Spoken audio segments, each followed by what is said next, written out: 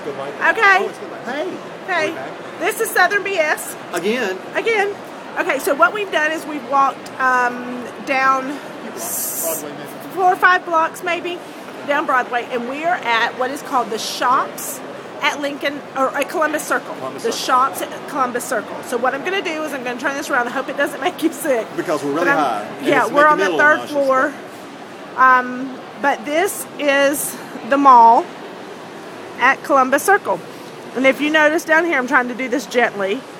Downstairs is a Whole Foods grocery store. That's where those folks are eating, if you can see that. And as go down to that, there's a grocery store and a place to eat. And then over here is a Williams-Sonoma. And on each side, there are other stores on each level. They have a big Borders here.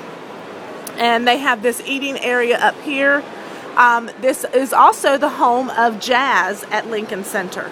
So you can come here, and I think the reason this is so busy today is because it is cold outside, because I've been here a number of times and it's not ever been this busy. Yeah. But today it's a little crowded. And there's the race tomorrow. If you look outside over to your right, yeah. the park. We're right at the corner of the southern, we're at the southern tip of Central Park. And it is the New York City Marathon weekend. So there's going to be tons of people up here in this area. And as you can see, this big ING poster with, however you say that word, it's running gear. But anyway, so, okay, what we wanted to do was give you a little rundown on a couple of things that we had seen recently and been to. I went to see Lombardi, which is a play, not a musical, but a play on Broadway. And it is at the, what is it called? The Square in the Round? Okay. Is that what it's called? I like Where we saw Spelling Bee? Oh, is it over there? Yeah, it's in that little theater there. Okay, they got the 3 or 4 of them together. Wicked's over there. Okay. Wicked's right next door. And Judith Light and Dan, I know I'm going to forget how to pronounce his name, Laurie. I'm sorry. I like it. His name is Dan something. Dan. But he is the father from the Wonder Years. Oh. Yeah, he plays Vince Lombardi. Now, I will tell you, of course, for any of you that know me, I'm not a sports person at all. So going to the show, I went because a friend is a huge Judith Light fan, and I like her. So I thought it'll be a cool thing. We got the discount tickets for $50, and we went, and knowing nothing about Vince Lombardi, I was able to follow the show, really enjoyed it. They were both excellent at the show, and so it was good. So if you're in the city, they do go on theatermania.com, and you can get the discount tickets. I think the discount tickets last through December, and they're in the show until January, I believe. Okay. Either December or January. Now, Brian went to a restaurant. No, we went and to a restaurant. Tell us about this is a lovely place, a perfectly lovely place to go. Sunday's never been. Peter and I go periodically. We have friends from Germany that like to go to this place. And it's called Tachi. Now, according to what I've been told, Tachi is Italian for quiet, which is really funny. What it is, this restaurant used to be in Harlem. It was there for 10 years. They lost their lease. And they went down to Bleecker Street. And he didn't really open up another restaurant. He kind of went into a restaurant for a couple of days a week. Okay. And what he does, he brings in these singers. They're opera singers. And they're not famous like Pavarotti or any of that, but they do. Some of them do sing for the New York City Opera and various operas all over the world. And they've got nothing to do, or they're not working, and they come by here and they sing. And the star of the evening is a little lady that plays the piano. Now, she's, bless her heart, her name I think is Maria. I think she's Russian. And she's 1,002 years old, and she's about as tall as she is wide. And she comes in, and she's a real star. She sits down, and she just hunkers down, and she waits for them to sing. And there's no rhyme or reason to the show. Nobody introduces these people. You have dinner, and they come in and sing, and they come in as they feel like it. And they're, want to walk up and start singing. Maria just sits there, and she wanders around. And then if she gets bored, does she wait for them to tell them what she wants? They want to sing? Yes, and she just sits there. She just sits there by the piano on her thing, and she's just a bumping along. And then if she gets bored and they're taking up too much time, sitting there drawing sticks or whatever they do to figure out who comes and sings, she'll just throw down with some music. She'll pick something out of her head, no written down anything, and play sonatas, classical music, just rip it out right there in front of you. Wow. And then these other singers will come up and they know her. They relax. They just okay, and they just pop the music in front of her because she's been around forever. There's nothing you can give her that she hasn't seen her play.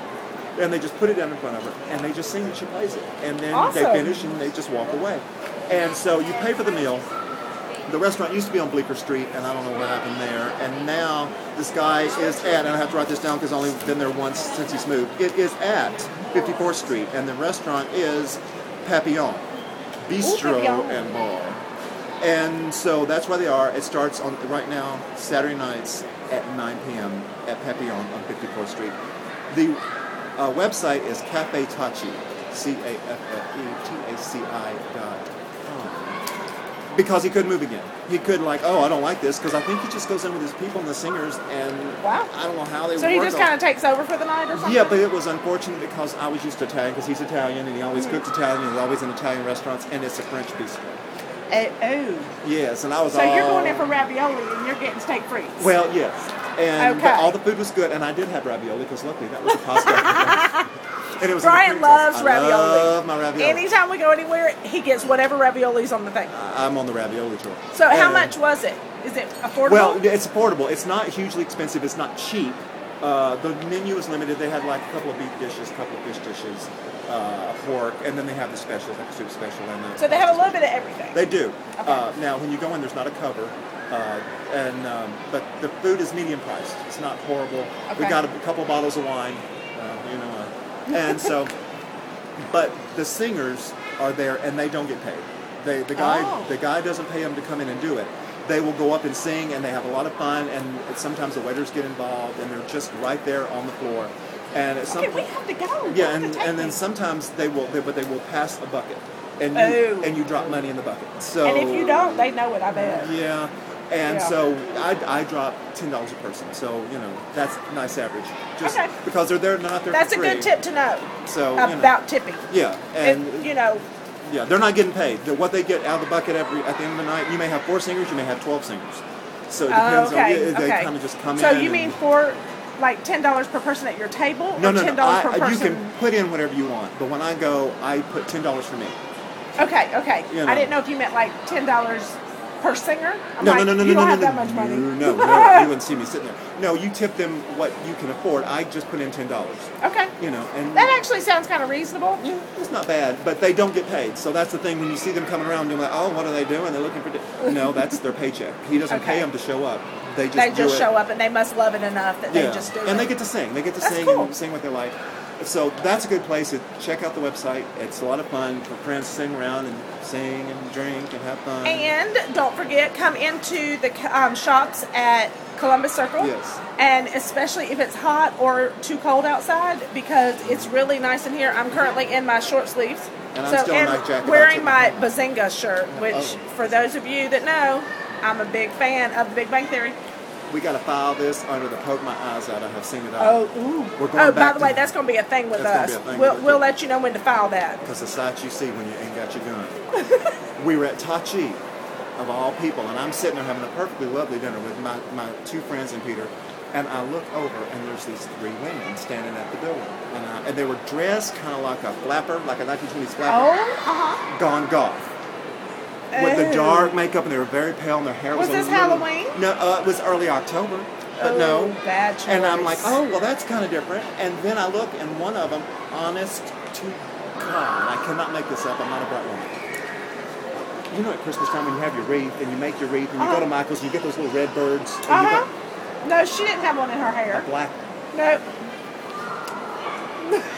Wait, this is going, you're just now on the roller coaster at the top, we're about to go down the hill. She had this black bird back up.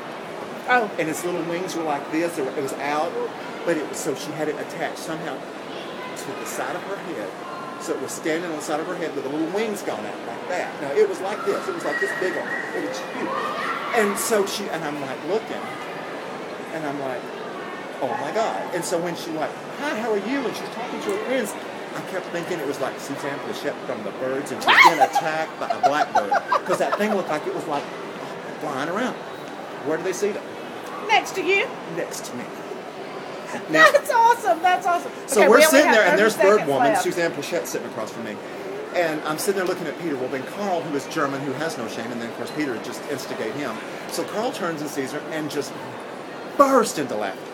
And then Peter's laughing, and they're sitting there out loud laughing. Okay, that is not something to do. Don't do that in New York. No, you don't do that. And so they're laughing, and so I'm trying to okay. And so I kind of get composure. And then 15 seconds. And then Carl looks, Peter looks, Carl looks, they're laughing. I turn away because I'm going to watch the singers. There was a mirror on the wall. Oh, you can see it's her. Okay, bye.